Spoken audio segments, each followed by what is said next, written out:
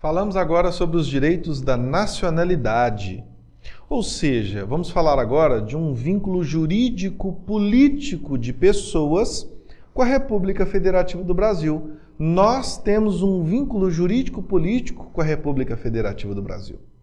Muito bem. Como se forma esse vínculo jurídico-político com a República Federativa do Brasil? Que, curiosamente, no exterior acontece de serem parecidos as formas de se alcançar um vínculo jurídico-político com o respectivo Estado. Olha, alguns cuidados que vai ter na prova que eu vou dizer a partir de agora. Primeiro, essa matéria geralmente é cópia literal do texto da lei, não aprofunde. Cópia literal do texto da Constituição, ponto. Não vai ficar aprofundando, não. Segundo, não cai conflitos de nacionalidade para você. Você não tem que saber se uma pessoa nasceu no Japão de pai brasileiro e mãe italiana, ou de mãe brasileira e pai italiano. Você não tem que saber se ele é italiano ou não, se ele é japonês ou não. Você só tem que saber se ele é brasileiro ou não. Ou seja, não tem conflito positivo ou negativo de nacionalidade para você. Você só tem que saber se determinada pessoa, numa circunstância, é um brasileiro ou um estrangeiro. Você não tem que saber se ele também é japonês, também italiano, também isso, também aquilo. É só com o Brasil a nossa preocupação, só com a República Federativa do Brasil. Segundo detalhe, ou melhor dizendo, terceiro, né? Primeiro, literalidade da lei. Segundo, não se preocupe com conflito de nacionalidade. Terceiro, atenção, brasileiro naturalizado é tão brasileiro quanto eu e você. Brasileiro naturalizado é tão brasileiro quanto eu e você. Tudo que vale para nós, vale para eles. São raríssimas as exceções, só para a questão de soberania. Vamos ver as raríssimas exceções. Mas então brasileiro é tão brasileiro quanto eu e você. Então vamos lá.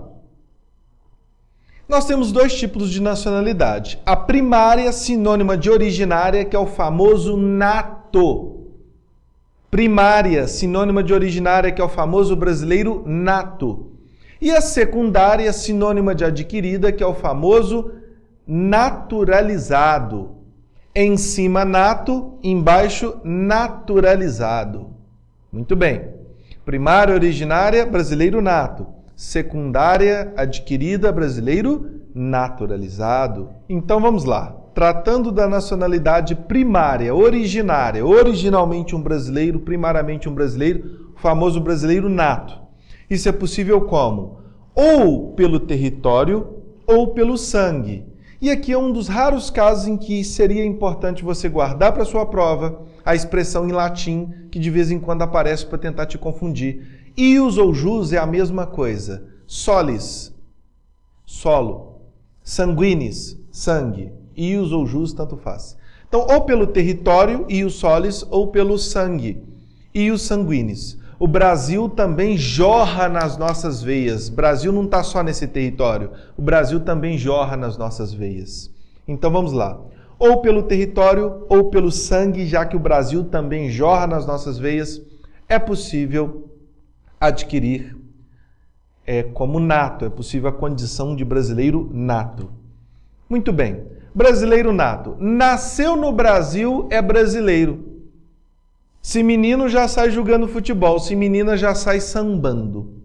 Existe uma única exceção. Se os dois pais forem estrangeiros e um estiver a serviço do seu país.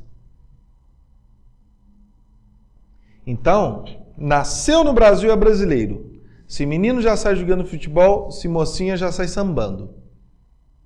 Só tem uma exceção. Os dois pais têm que ser estrangeiros, nem a mãe nem o pai não podem ser brasileiros, e pelo menos um está a serviço do seu país. Nesse caso, por uma questão de respeito, não vai ser brasileiro nato. Nós temos que desvincular daquela ideia que nós temos de que ter outras nacionalidades é bom. Eu gostaria de ter um passaporte americano, um passaporte canadense, um passaporte europeu, um australiano. Gostaria. Que se as coisas dificultarem muito, às vezes eu posso desenvolver uma atividade num desses países, depois aqui de volta, enfim. Às vezes, uma oportunidade de morar fora de novo durante um tempo, exercendo uma profissão, quem sabe. Então, o que eu quero dizer é que muitos de nós queremos ter passaportes diferentes. Esquece essa ideia para efeito de prova. De certa maneira, é uma pobreza a gente pensar assim. Então vamos esquecer esse pensamento de pobreza de pensar em ter outros passaportes. Olha só, a ideia é a seguinte. Vem um casal da França e um deles está a serviço da França, ele é o embaixador francês aqui no Brasil. Ótimo. Um diplomata da França aqui no Brasil, ele está a serviço da França, seu país. Muito bem. E a esposa também é francesa. Nasce uma criança aqui, que ótimo, nasceu no Brasil, é brasileiro. Ele vai dizer, não, eu não estou aqui para ter essa criança aqui. O meu objetivo não é essa criança ser brasileira. Eu estou aqui a serviço da França. Meu filho é francês porque eu estou aqui a serviço da França, eu não estou aqui por opção. Eu estou aqui porque no momento a França precisa da minha presença aqui. Se fosse o Japão, eu estaria lá no Japão e não no Brasil aqui. Como me encontro aqui agora, estaria no Japão. A ideia é respeitar.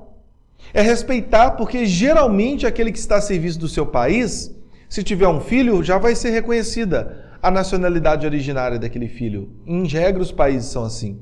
Então, na verdade, é um respeito que nós temos quando uma pessoa está a serviço do seu país aqui no Brasil. É um respeito. Vamos respeitar que ele seja francês. Muito bem. Então, nasceu no Brasil, é brasileiro, independentemente dos pais. Única exceção, os dois pais são estrangeiros, mãe e pai, não pode ter nenhum brasileiro. E pelo menos um, ou a mãe ou o pai, vão estar a serviço do seu país. Então, nesse caso, nasceu no Brasil e não é brasileiro. Ele vai ser lá da respectiva nacionalidade de seus pais. Muito bem.